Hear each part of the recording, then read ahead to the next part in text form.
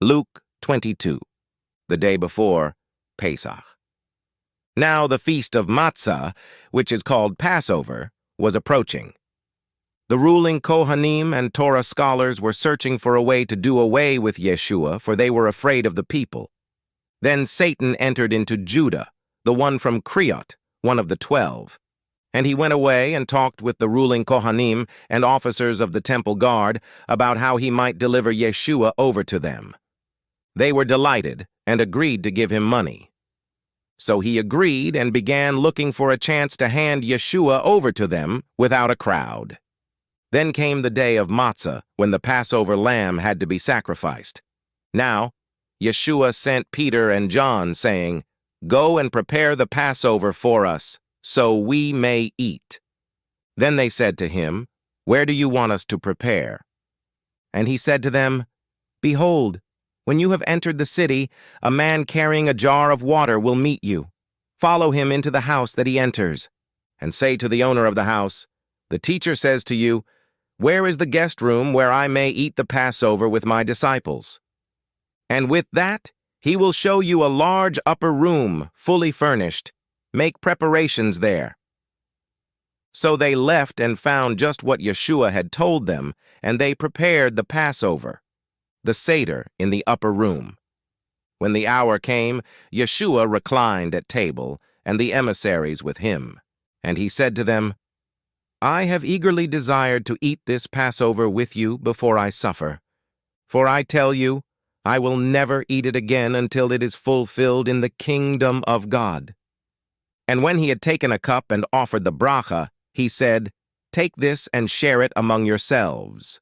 For I tell you that I will never drink of the fruit of the vine from now on, until the kingdom of God comes." And when he had taken matzah and offered the bracha, he broke it and gave it to them, saying, "This is my body given for you. Do this in memory of me." In the same way, he took the cup after the meal, saying, "This cup is the new covenant in my blood, which is poured out for you. But look, the hand of the one betraying me is with mine on the table. For indeed the Son of Man is going as has been predetermined, but woe to that man by whom he is betrayed." So they began to discuss among themselves which of them it might be who would do this thing. But there was also a quarrel among them about which of them is considered the greatest. And Yeshua said to them, "The kings of the nations have mastery over them, and those exercising authority over them are called benefactors. But with you it is not so. Rather, let the one who is greatest among you become like the youngest, and the one who leads like the one who serves. For who is greater, the one who reclines, or the one who serves? Is it not the one who reclines? But I am among you as one who serves. You are the ones who have remained with me in my times of testing, and just as my Father has granted me a kingdom, so I grant to you, that you may eat and drink at my table in my kingdom, and you shall sit upon thrones judging the 12 tribes of Israel. Simon, Simon, indeed, Satan has demanded to sift you all like wheat. But I have prayed for you, Simon, that your faith will not fail, and when you have turned back, strengthen your brothers." But Simon said to him, "Master, I am ready to go with you even to prison and to death." But Yeshua said, "I tell you, Peter, a rooster will not crow today until you have denied 3 times that you know me." And he said to them, "When I sent you out without a money pouch and travel bag and sandals, you didn't lack anything, did you?" They said, "No, nothing." Then he said to them, "But now, whoever has a money pouch must carry it as well as a travel bag, and whoever does not own a sword must sell his cloak and buy one. For I tell you that this which is written must be fulfilled in me." And he was counted with the lawless. For what is written about me is being fulfilled. But they said, "Master, look here, 2 swords." And he said to them, "It is enough." Yeshua prays at the Mount of Olives. And Yeshua came out and went as usual to the Mount of Olives, and the disciples followed him. When he reached the place, he said to them, "Pray that you will not enter into temptation." And he pulled back about a stone's throw from them, got on his knees, and began to pray, saying, "Father, if you are willing, take this cup from me, yet not my will, but yours be done." Now an angel from heaven appeared to him and strengthened him. And in his anguish he was praying fervently, and his sweat was like drops of blood falling down on the ground. When he rose up from prayer, he came to the disciples and found them asleep, exhausted from grief. And he said to them, "Why are you sleeping? Get up and pray, so that you won't enter into temptation." Betrayed!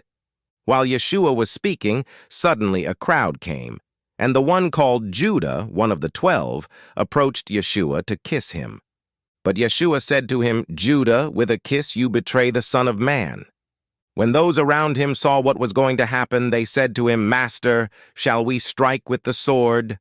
And one of them struck the servant of the Kohen Gadol and cut off his right ear. But Yeshua answered and said, "Stop this now." And he touched the man's ear and healed him.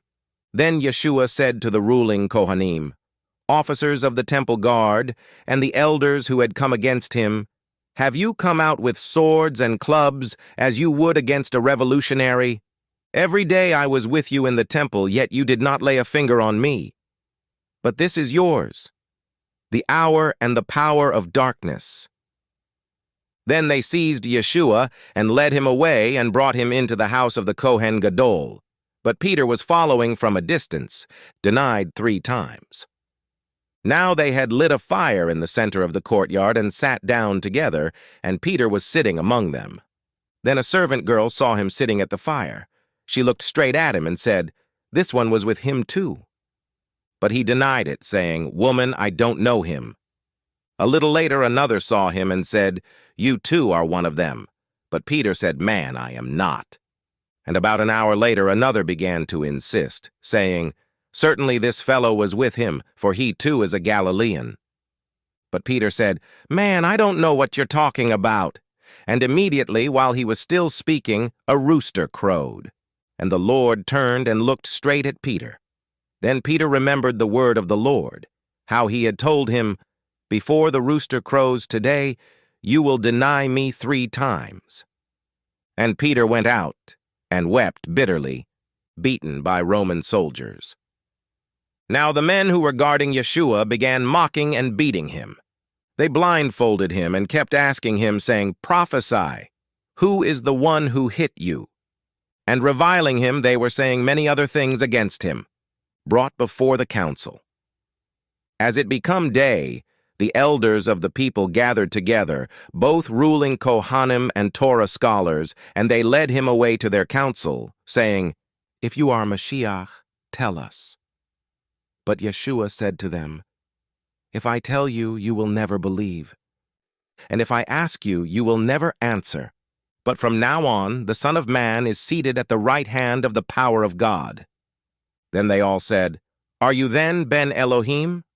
And to them he said, "You say that I am." Then they said, "What further need do we have for testimony? For we have heard it ourselves from his own mouth."